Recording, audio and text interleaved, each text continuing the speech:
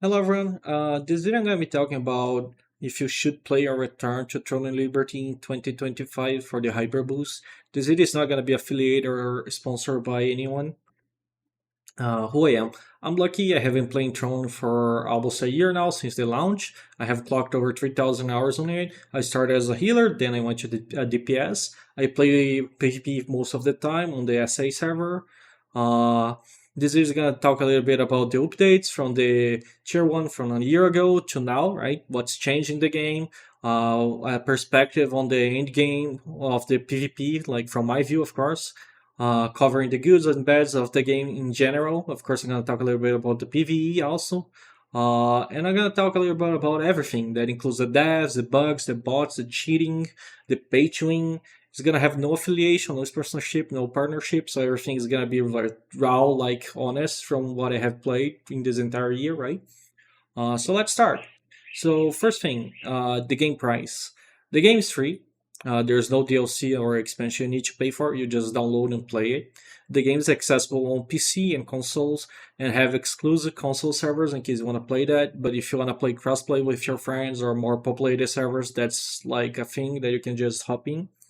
Uh, there is in-game purchases on the shop, so be aware of that. But the game itself is free to play. Now let's go to the first and most important question for a lot of people. Is the game pay to win? Straight up, the game is pay to win. However, you can compete as a free to play, and I'm gonna elaborate a little bit better on this, but the game is definitely classified more towards a pay to win. Not in the way that you cannot have the same things as people that pay for, but the game will definitely facilitate and give you some gear progression if you pay for it. The cash currency in this game is Lucent, and on the store you can buy with Lucent cosmetic items, premium battle passes. The cosmetic items are gonna give you some very small benefit points that will boost like your morph, which is like running, gliding, and swimming. But in the very long run, these points doesn't mean much because you can get like normal morphs in the game by just doing dungeon drops and events, and the points that you get from those in-game drops are 5 times more worth than the stars, and they're pretty easy to grind to get to a decent level. So in the end, like buying the things on the store really doesn't add that much on top of it. So just be aware of that. It's not that big of a deal on that aspect. The battle passes and the leveling passes that you can buy will give you some extra materials and gear, and definitely will help your start and like progressing a little bit faster than others.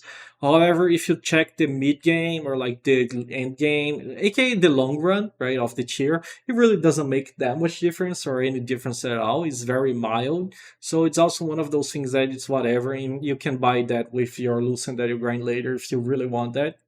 Uh, it's also important, that's also another thing that I was just saying. You can get Lucent from other players, and you can buy anything you want using that basically. For example, everything that I got in my account in the game was mostly from that, like at least 90%, 80 to 90% of everything that I got was from grinding in game.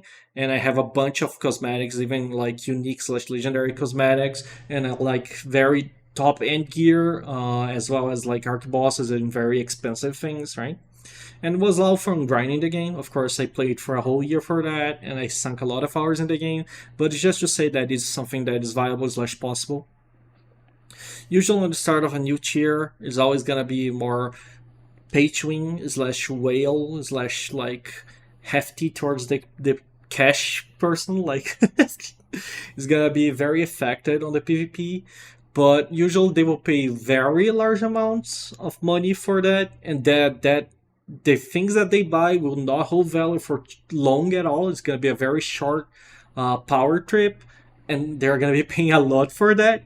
And you can like usually if, as free to play, you're gonna be farming and selling for those guys, and then you're gonna make a lot of lucent and buy things later when they are cheaper, or just not even buying. As some a lot of times that you can just buy cosmetics and grind it whatever you need again, because it's not that hard to grind. Usually, it's just normal daily tasks and things like that.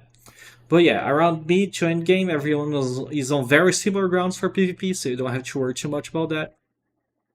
And to be very honest, while power can be bought by money by between Lucent, like you can buy the gear, right? And you can trade the gear. You still gonna need to grind daily for the crystals that are leveling things for your weapons and armor and skills. So you do need to play the game and like grind away your materials daily to upgrade the gear, even if you buy the gear with real life money. So that's an interesting thing and a way to kind of balance it out, I suppose. Uh, the only two things that comes to my mind that are very pay to win is the Archboss weapons, which is a game-changing, expensive weapon that drops only from a very specific boss that spawns weekly. It's heavily paywall because everyone wants it, and the supply is very low, so the demand and supply is very big, right? However, if you're lucky, you can drop from peace bosses that's just PvE slash RNG, and if you really want to grind for it, you can join a competitive PvP guild that is more try-hard or takes the game a bit more serious, and you can grind your Dragon Key points, which is a system outside of the game, or and then end up getting your weapon in the long run. Basically, everyone that have been playing for a year, everyone has at least one arc boss. Some people have two, some people have three. I have seen people with four arc bosses. Depends a lot on what class you're playing, with what guild you're playing, how often you're winning, how good is your guild. All of that goes into consideration. But basically, if you play competitive for a year, you for sure have at least one arc boss weapon. Like if you didn't got kicked, there's up too many guilds, right? Uh, and the other thing is the legendary hero traits. These are not as game changing at all as Arc Boss weapons and some other things. They do give a little bit extra edge slash status. But the problem behind them is that they have limited supply weekly and they are mega hard to grind. Like they are very RNG reliant, very RNG reliant. And the way you can buy it is by grinding Lucent and buying it on the auction. And even your guild cannot help on this one. So that's one of the only things that I truly say it's pay to win mostly because you cannot get just from the game. You can grind the Lucent and buy it, but it's not like the item drop in the game itself.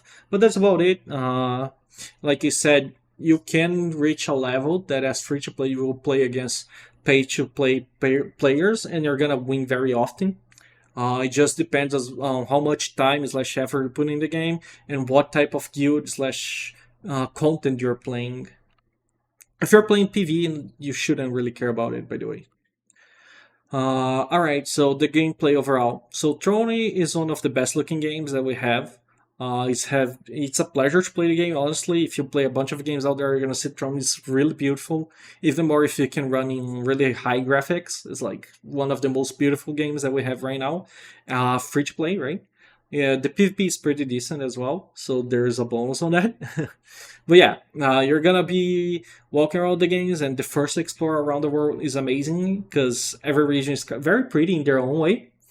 And the thing is, sorry, I'm getting a bit lost. So that part of the game is great, the graphics, right? The skilling, life skilling, is terrible though. You don't have really a lot of things to do outside of like daily quests and PvP and some basic PvE, right? The life skilling, you have just like cooking, fishing, some base crafting, but it's very raw. Like there's really not much in depth behind it or like much grind behind it. We're getting housing in this patch, which could be one of the first true life skilling or something that adds some new features in the game. But that's up to see. We still need to see like what's gonna be, how that's gonna be. The game is constantly moving around. Like there's players everywhere. You're gonna see players leveling. You're gonna see players on events. You're gonna see players doing bosses. You always see players moving around the world, so that's pretty nice. The world does feel decently alive. Uh, and there's a lot of events that make you walk around the map, so that's pretty cool. Like there's events that force you to explore the map in a way, like you re-explore the map. So that's kind of a neat part. You always see people moving around where there's something happening in the world. If you're looking for PvP, you can always find active servers as well. So that's pretty fun. You can find chiller servers, which are smaller servers. There's going to be more dominated by some PvP people that just want to farm. But you can also look for more active PvP servers, and there's always going to be some PvP going. The changes from 2024 to 2025 is the game got a lot less focused on the large scale PvP. On 2024, it was basically all about large scale PvP. That was the big catch. But large scale doesn't really work that well in Throne. It's very laggy, it's very buggy, it's honestly terrible to play. Even if you have a decent to good computer, it's still a mess a lot of times. So they start changing a lot of things. It got mixed into a PvE type of game with some PvP as well, focused on small and medium scale. So that was better for the game, but for a lot of people that might be a turn off. So for some people that might be better. If you played the game and had problems before with like optimization, now it's better to play than before.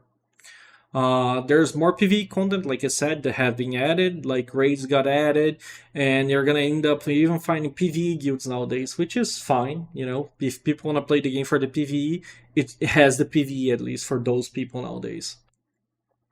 The daily tasks and dungeon grind got easier, so that's good if you're like me that doesn't really enjoy the PvE and just want to grind it to keep maintenance for the account. You'll be able to play the PvP, so it got much easier, and the drop hits got a lot better as well, which is good for the casual players and the PvE players. And as well for runes and artifacts, if you know what I'm talking about, those also got much easier to grind and much easier to use. The rune system UI actually got a rework and is much simpler and much like it requires much less RNG to level your runes as well. And the artifact got a rework, but it kind of still is very bad. So they said they are working on it at least. Just be aware the artifacts still suck. In my opinion, it ended up being the better choice overall for the game. Like the game is in a much more healthier position. It has much more healthier PvP, and it's much more fun for the PvE player and the PvP player. Except if your focus was always the large scale. That got you still have a decent chunk of large scale because they added more content, but definitely has like a content for all type of players and computers nowadays. Now let's talk about the PvE. What the game has for PvE. The PvE have daily dungeons. That is tier 1 to 4. It's 6-player dungeons. Open up farming, which is just mob dungeons in the open world that will give you drops and stuff like that. There's a solo dungeon that you can do 3 times weekly with 3 difficulties. Those will give you some other rewards. There's the trials, which is the same as the daily dungeons, but they have 30 levels, usually tier 1 to 30. And the new tiers add some buff to the enemies, making it harder, and as well as new mechanics to the bosses. So this is one thing that really attracts a lot of PvE players and some PvP tryhards that just want to grind better gear and better things, right? But it's a thing that definitely attracts more the PvE folks.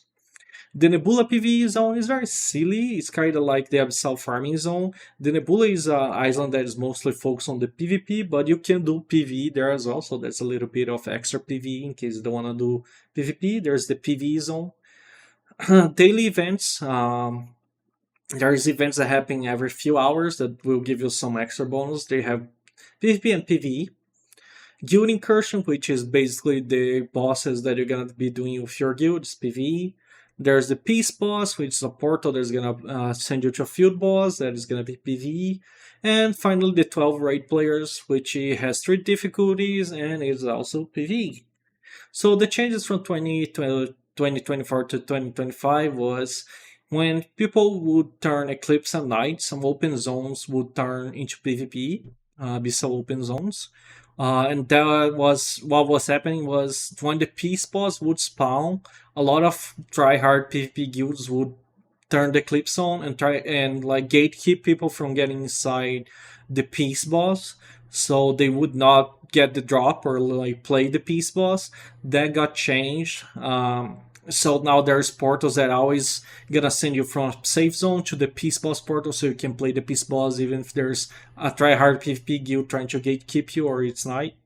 The peace boss used to be like 1 to 5 portals, I think, or 6, depending on the server size, and everyone could get in those portals randomly, and you would have like a bunch of people fighting the bosses. Nowadays it's different. It's inter-server portals with a limit of 96 players, but the difference here is that it's infinite portals. So as long as one portal has 96 players, another instance is going to be created, which means that it's much more easier to fight on the peace boss. It's much more fair, and like it doesn't depend on the amount of people on your portal. So sometimes they would have portals with a lot of people, sometimes portals with almost no one.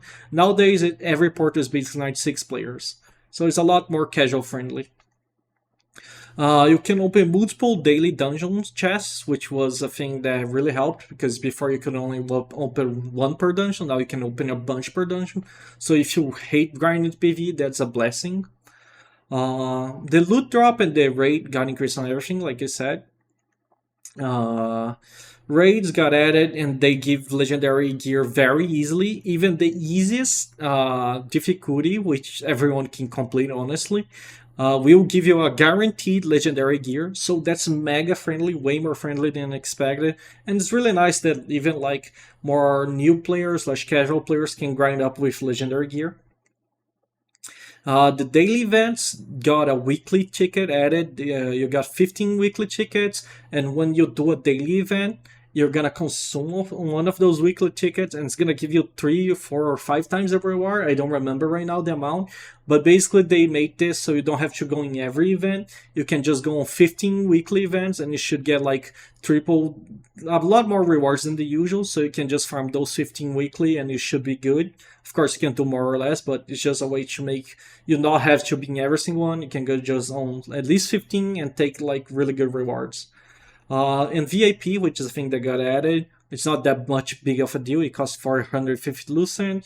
It's very affordable, very easy to get, and gives you some bonuses that don't affect your power, like your PvP or PvE. It's just like quality of lives, allow you to stack more daily dungeons and episode dungeons. So that's pretty nice for the PvE player. You can like miss more days and stack more points to do everything at once. Now for the PvP gameplay, let's talk about it. So you have the open episode dungeons at night, which make the whole zone become a PvP zone. So it's an open field on PvP, and you have chests that spawns in those zones that give you some rewards.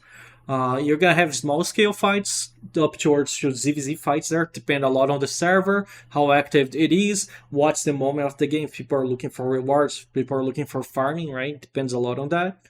Dominion boss portals, which is just a boss portal that spawns you on different red and blue PvP teams, red and green, I think, and you can just fight it out. You know, it's like a small slash GVG size. You just fight with a bunch of randoms in a mess. There's Arena 6 vs 6, which I'm not sure is gonna be removed for the new Battlegrounds. It's gonna be 24 versus 24, or we're gonna have both, but there's those. There's the daily events of guild slash dominion, which is the same thing like I said for the PvE, but it's just basically events that have PvP instead of PvE. It's only two, which is the dominion and the guild. It's gonna vary from small scale to ZVZ. There's the guild player boss portals, which allow 36 to 48 players of the same guild to join, and it's gonna be basically a boss battle of one guild versus another. There's the Rift and Boomstones, which are stones on the map that have specific locations and give specific buffs, and whoever controls that stone gets those buffs or get a boss inside that stone that gives loot, right, daily. So it's wars that happens between two guilds. It's very popular. There's the Inter Rift and Boomstone, which is the same thing, but you're fighting with other servers that control the same stone. Both are GVG. There's the Archboss open field. So, like I said, the Archbosses that drop the weapons, they are open field things. There's also the Peace versions, which is in a portal, but the guild version is an open field. Everyone can get in, everyone can fight. It's always a mess. It's always a ZVZ fight. There's the Siege, which is basically a big fight for a castle. The castle can give you some benefits like Lucent and some other extra buffs. So it's a very important like thing to control most of the time. It's a really fun fight, and it's just basically that. There's the Intersiege, which is the fight for the castle with your other servers, like it's a cross-server siege. There's the tax siege, which is a big golem that has to deliver the taxes to the castle, and then the server has to stop the leader of the castle, the siege leaders, the guild that has the castle, right? Has to be stopped by the server, and whoever beats the other one basically gains a part of the taxes of the Lucent. It sounds really cool, but it's really poorly executed, honestly. And the Nebula PvP, which can be a small scale PvP up to ZVZ PvP, depending on the content that is happening on the Nebula. Nebula is an inter-server island that changes weekly what servers you're matched with. Uh, the changes from PvP from 2024 to 2025 are night chests. Used to be only on Sauraldom Island, but now it's on also Crimson and Crypt. So they added more locations for the night chests, which means there's more fights happening in different places, not only Sauraldom. Guild alliances and open field bosses, which were the thing on tier 1. Like I said, it was more focused on ZVZ. Got changed to the guild portals for 3648, so it became a ZVZ for. It went from ZVZ to GVG. Dominion bosses got added, like you said, and they happened at the same time as the peace bosses. They also added guild portals on the same time, but later on they updated so the all guild portals are 30 minutes after peace and dominion. So you can do like either peace and guild or dominion and guild. So you can do like two contents if you play the guild PvP. Arena got changed from 3v3. It was 3v3 on start to 6v6. And now we're getting Battlegrounds. I'm not sure if we're going to have the Arena 6 vs 6 and the Battleground 24 vs 24, but it's going to be something like that. Nebula got added. It's an inter-server PvP island, like I said. It has limited weekly time on it. It has their only daily bosses and only daily events that happens from time to time there. It's full-time PvP except for a little piece that's PvE. They added the Inter Siege, Inter Boom, Inter Rift, like I said. And another big thing is they are changing the terrain for the Siege Castle. They just spoke about this one. They didn't show much, but it's something that has been announced that will be changing. And the biggest change that's gonna be happening basically now, or better saying, happen a little before the Hyper Boost that you're gonna be playing. Alliances changed from 4 guilds to 2 guilds. So alliances used to be 280 players per alliance, and now there are going to be 140 players per alliance. So that means every alliance is split in two, basically, which may change the whole deal of the PvP. The Zerg versus Zerg gonna change it entirely, and it's gonna be a whole different game. So in case you used to play those PvPs and hate dominant alliances or hate dominated servers or thought the PvP was really bad, maybe now it's a better time to try the PvP because it's a lot more fiesta and see if you like it or dislike it. I personally think it's a really good change and it's going to make the servers a lot more fun to play and a lot more chaotic, which is going to lead to a lot less alliance dominating everything, you know? So let's talk a little bit about classes. So on the start of Tier 1 in 2024, we had 7 weapons: the longbow, dagger, crossbow, greatsword, staff, wounded tome, sword, and shield. And the classes in this game combine 2 weapons, not being the same, which led to we having 21 classes. Nowadays on Tier 3, we are getting the orb, and we got the spear on Tier 2/Tier 1. So that made 9 weapons and 36 classes. So the game is always increasing exponentially. Every time they add a new weapon, we get more and more class combinations, which means the game is gonna get more and more like intricate / interesting / unique, let's say like that. So there's gonna be way more variations all the time. So that's something that was really fun and something that I find promising on Throne.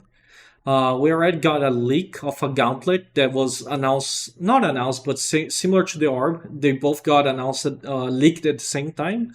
So we can expect gauntlet to be added to the game, probably like by the end of the year or the start of the next year. So we're gonna have 10 weapons, and that's a whopping 45 classes. So in 1 year, we more than doubled the class probably, which is pretty insane. I think it just shows that Throne has a lot of potential to make like the game really fun in the PvP aspect and even on the PvE, because new combinations are always going to be showing. Now let's talk a little bit about the combat. So for the combat, you have the action mode and the tab target mode. Choosing which one will depend a lot on what classes you're playing, what's your play style, and how used you are to playing to certain things. Like if you like clicking on things, if you like tabbing on targets, it's gonna depend a lot on that. You play with 12 skills that you select out of 24 possible skills, with 12 being from each weapon. You play with 8 passives out of 14, 7 from each weapon. Every class has a specialization and mastery tree to customize your class. Specialization is going to change all your skills, and the mastery tree can change all your passives and even your skills. Active items such as CC cleansing stones, death and attack potions, health potions, foods are also a big part of the combat. We have direction attacks that will affect your status and some skills even. And you have terrain, which will also affect your status. Having high ground and low ground will affect your status. We have climate that can affect certain skills and can change how some terrains are played. For example, there are some bosses that if you make it rain, the river part, the lake part, the water part is gonna rise, and that's gonna make the certain parts of the map not available. So that's very strategic for this situation. You can have guardian, a list of guardians that you can choose, and each are gonna have a different effect that you can active. And the same goes for artifacts. You're gonna have an active artifact and a passive artifact that you can use. So there's a lot of customizations of the combat itself.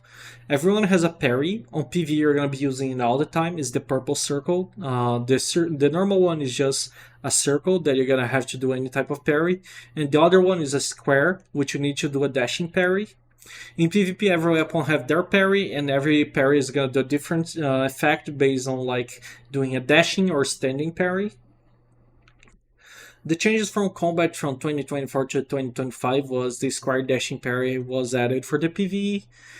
Some skills and like animations slash passes got fixed, or better saying, they got like improved to be cast on the air or moving or jumping. You know, they flow better.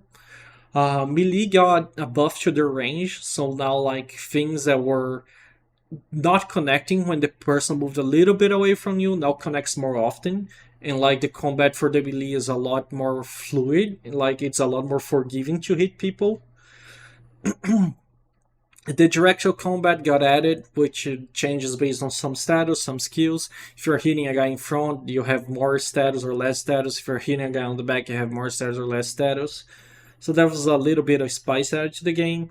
Some quality of life for combat skills slash gear setups have been added, so you can like make setups of skill sets, gear sets, masteries, and that has been like improved over time. And now it's really good actually to like customize based on what you need. PvE, PvP, small scale, GVG, ZVZ. And some optimizations for the large scale PvP has been done to improve your FPS and the game overall in many parts, with mixed results. I got much better FPS in many places of the game, but on the large scale, a lot of times it really bugs a lot often, and I don't like the change that they made. But overall, it did increase the FPS if that was what they wanted. I want to talk a little bit about meta. So it's usually established by the end of the tier or the mid of the season, like the season tier. The meta for small scale, GVG and ZVZ will always be different from each other, so there's no like class that is gonna be better in everything except maybe healer and tanks, I guess. But for yeah, you know, for even tanks have a variation depending on the situation. But healers are good in everything. New weapons will always shake the meta. For example, tier 1, the spear, when they got added, it shaped the meta on tier 1 and even on the start and middle of tier 2, I would say. So Orb should still change the game, and that's a great thing because it keeps the game fresh and keeps like things interesting as more combos are added, more synergies are added. So it's a good thing for the game. The meta is always cycling. Most meta combos, though, right now go around two weapons, which is the dagger for secondary DPS and the SNS as secondary for tanks or bruisers. The bow and one is the only healer in the meta, but Orb hopefully will change that. And the dev does balance nerfing and buffing whatever it feels like it needs based on like I think feedback from the community or maybe statistics from time to time. Sometimes take a little bit, but they do touch the meta here and there. So the meta is always changing basically. Sometimes a class can be really weak or really strong depending on the items of the tier, and things are gonna change very often every time new weapons get added. So it's a good thing. Meta exists, you can be sure of that, but it's always changing, so it's a good thing. Now let's talk about progression. For a new player, you will spend like the start of the game just leveling, just grinding, and you're not gonna be able to play PvP at all in other servers unless you're reaching the end game gear. Be aware of that. Unless you're very close to like decent gear or slash end game, you're gonna just get like eaten on PvP. Uh, the progression happens naturally daily. If you're just grinding, doing your quests, doing your dungeons, doing your abyssal points, you're gonna end up getting everything leveled on your skills, your masteries, and you're gonna be like in a good position. So don't worry too much about like trying to rush because you cannot rush too much in this game. Everyone is gated by the same time, the same thing. You can try to min max, but you still gonna be locked in a way. So that's good for progressing together. But if you're a new player, you might struggle on that. I highly suggest joining guilds that are more friendly to help you. Just be careful of their drop system so you don't get robbed. If a guild has a drop system that goes through the guild before going to you, before this, if the guild takes the item before you, I don't recommend you stay on that guild unless you know the people inside the guild or like you're aware of their rules and you agree with them so you don't get stolen. A lot of people got stolen on tier 1 because they didn't know how to do that. So just go into guilds that the items go to you first, then to the guild if you don't want the item. I suggest taking a look in tier list for PvE and PvP so you can start thinking what you want to play in the game, like and what type of content you want to do. Because all the competitive players for both PvP and PvE are mostly gonna be looking for those type of players, like those type of classes. So it's easier to get into the game with that. With that said, if you're looking at play off meta and just have your own comp and have fun, go for it. If you're playing DPS, you will likely drop more items than healers and tanks, but you also will struggle a lot more to find a decent guild for you because there's so many DPSs. If you're playing healer and tank, you will struggle to get more drops, but usually you can find guilds that will help you gear up because every guild needs healers and tanks often. And usually they even give extra points, mostly for healers if you join those guilds. The extra points you can trade for items. Drops that you don't need will be extracted or turned into a lithograph farm, which is basically a crafting recipe, and you can sell those for some lucent that you can use to buy gear for yourself, or battle passes, or cosmetics. The materials you need to make those are very easy, and you can obtain weekly, so it's not that much of a big of a deal to grind those. Your runes nowadays level up pretty easily, so you don't need to over worry about that. The artifacts also you get them quite often, and you don't need to worry too much about that. The blessing system for the gear on the traits is very confusing. A lot of players tell me that, but after you do the first one, you probably should get the hang of it. It's just that the way they explain on start is very confusing, but you'll get the hang of it, so don't worry too much. And like I said, the progression is locked, so you don't need to rush over it. Now let's talk about Hyperboost versus normal servers. If you're a new player, join the Hyperboost server. It's gonna be mostly filled with new players as well. Everyone is gonna be starting on the similar beginning grounds, so everyone is gonna be on similar term of like gear score and gear progression. It will be much more fair for the PvP. You're probably gonna be able to play PvP very early on or with everyone. Just again, be careful with the guild that you join for their drop system. If you're returning and have a character with strong and decent gear like arc bosses, I don't suggest the Hyper Boost because they're gonna be added on the normal server as well.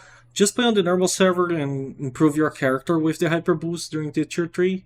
But don't drop your arc boss for a new server, I don't think it's worth it. If you're like me though, you're seeking PvP content and have everything already on your endgame character on the normal servers, I do suggest playing the Hyper Boost for the fun. I know I'm gonna play it. But let's talk about bugs, bots, and cheaters because that's also a big aspect, right? So bugs on everything, they happen all the time. I'm not gonna sugarcoat it. They happen all the time. The quality assurance of the game is abysmal to non-existence. A lot of times they take a lot of time to fix bugs, and that's mega frustrating. Sometimes can be really devastating bugs that either make something really strong, or break some type of content, or make something useless that was like the viable. And a lot of times they take a while to fix that. So that's one of the problems, definitely with the bugs. Bots are still a thing, but they're very mild compared to what they were on the start of tier 1. I imagine a lot of them got banned. They are not that much of a problem, and they are expected on a free-to-play game because there's no direct trade, so you shouldn't worry too much about that. And if anything, they help the free-to-play player by having more items in the economy. But I still don't think it's a good thing, of course. Cheaters still exist. They have been around since Tier 1, and I do believe some have been banned, but most still exist and have been like playing the game. I'm aware because I have known a few of them, and it's just mega frustrating because even reporting them, that doesn't change anything. So this is a talk that I just spoke a little bit a few months ago, and I didn't see anything being done yet. So I hope they do something, but I'm not very confident anymore. The bugs, bots, and cheaters is a very bad section. So my opinion on the game and the devs' bans and punishments are very inconsistent and very odd.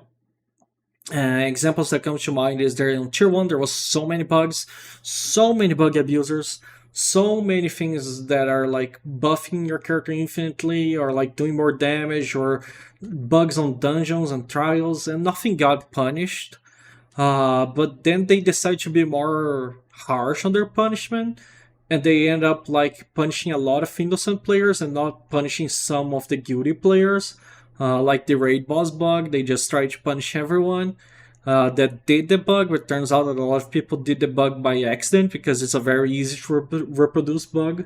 So they end up to revoke the bans. It was a mess. And even when punishing people, like I said, some people don't get punished and they still get the normal rewards. So I don't know what's going on.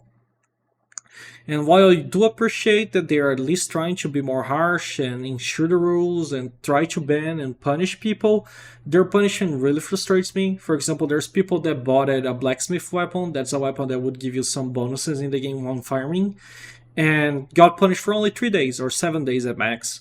And they kept the weapons as the worst part. So they bought it, they macroed or bought it, got their weapons, got punished for a little bit, and kept the weapons. Meanwhile, people like me, for example, that didn't do it, still don't have the weapons. And it's been like months. And I know some people that bought it, and got banned at least, but they did like 4 months, 3 to 4 months ago. So they have been using the bonus weapons for 3 to 4 months in front of me, and I still don't have the weapons. So they're still gonna be using that for probably a month in front of me. So they got like 5 months of free extra bonuses while farming. You know, like it's mega frustrating, mega frustrating. So it's one of the things that I hope to see improvement on Tier 3. The punishment being taken more seriously, and preferably like rewarding players that try to play by the rules, because at this point a lot of times feels like if you play by the rules they're being left behind, and it's not worth to trust the devs to take care of fair play, you know. The devs do listen to bugs and feedback and try to work on it, but a lot of times they take way too long to solve it, or take like solve it but fix it wrong. A lot of times things that are fixed come back broken again, which makes no sense. Like they're fixed one patch and they come back in the other patch broken again, probably because some type of branch or like something broke on the coding part on the organization. But sometimes they at least try to make new things, like the new content taking risk from 4 guilds to 2 guilds per alliance is a thing that a lot of people request for a long time. Battlegrounds is a thing that a lot of people request for a long time. War games, for example, was something that they added, and that was something that I think everyone expects to be a game mode or something way more fun, or like a truly war game slash battleground with a lot of people fighting each other, but it ended up being just a tool that guilds use to measure statistics versus other guilds. So they do a lot of random stuff, and they miss the mark a lot when it comes to gameplay and content. But at least they try to update the game. They try to like fix things. They try to add new things. So I can appreciate that. But I really hope they act more active on Tier 3, because it's frustrating to just wait, and see the same mistakes being like over the game over and over again. Like I don't get it. I just think they really need to be more active in the game, to be honest, and take more risks on decisions. The game though is still very good for PvP, and it's very pretty, it's free, so I actually really enjoyed Drone. Otherwise I would not have sunk that many hours on it, probably. I expect it to get better as more classes and content is added, because like I said, classes are exponential and I really love that. when we have 10 classes, we're gonna get 9 now, but with 10 classes we're gonna have more than double what we started with. And the more that they add, the more classes are gonna be added. So that's like fantastic, and I'm excited to see what happens. So yeah, that's about it. I do think Throne is worth the try. Everything that I told you on this video was basically the changes that they did in a year from 2024 to 2025. I think they were pretty decent overall. Like, they did some pretty good changes, some good updates. The game is a lot better than it was when it released. They added more PvE and PvP content for all types of PvP and PvE, honestly. Uh, so I think the game is good. I'm frustrated about bugs. I'm frustrated about cheaters. I'm frustrated about devs in some aspects. But I think it's things that they are tackling. It's just not very easy to tackle while doing other things. I just think the game has potential, and I hope the devs don't fully just, stop ignoring the problems behind it, though. With that said, thank you for watching. This video was a bit long. I'm sorry about that, because it was a lot of things to cover, a lot of things that got added, a lot of things that changed. But I hope this video will clear some doubts about Tron, the situation. I have tried to be very transparent about what changed, what I think of the changes, and like what I think of the game overall from like a end game PvP player, right? So if you enjoyed this type of game, go for it. It's free. Thank you for watching. See ya.